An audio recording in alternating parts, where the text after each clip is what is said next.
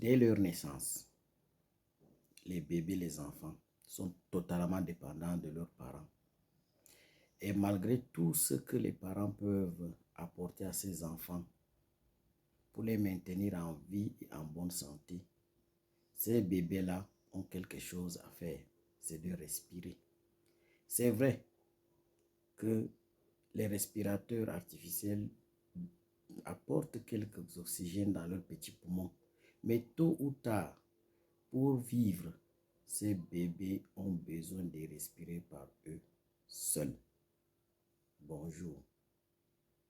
La vie spirituelle, la vie chrétienne est semblable à ce bébé. Le pasteur peut nous encourager. Les membres de nos familles, de nos communautés peuvent prier pour nous. Nos amis peuvent nous faire du bien. Mais si nous voulons rester en vie et en bonne santé spirituelle, nous devons prier pour nous-mêmes. Un enfant de Dieu qui est en bonne santé spirituelle, c'est un enfant de Dieu qui prie. Lorsque nous ne prions pas, nous sombrons dans le formalisme.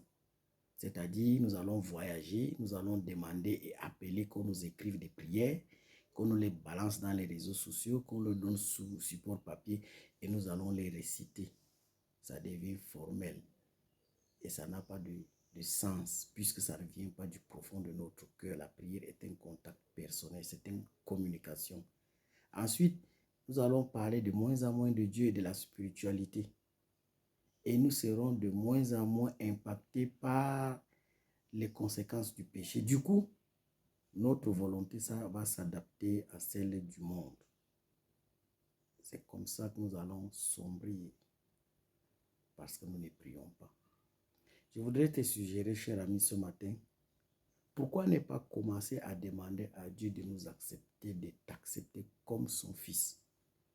Nous passons tout notre temps à demander les grâces de Dieu. Nous voulons, donne-nous ceci, mais nous l'avons rarement demandé de nous adopter comme son enfant. La parole de Dieu dit dans Matthieu 6, 33, « Cherchez premièrement le royaume et la justice de Dieu, et toutes ces choses vous seront données par-dessus. » Tous nos besoins, il n'y a rien qui dépasse Dieu, et il nous demande de lui demander.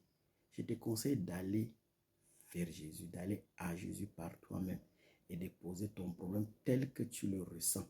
Et voici ce qu'il te dit dans Jean 16, verset 24. Jusqu'à présent, vous n'avez rien demandé à mon nom.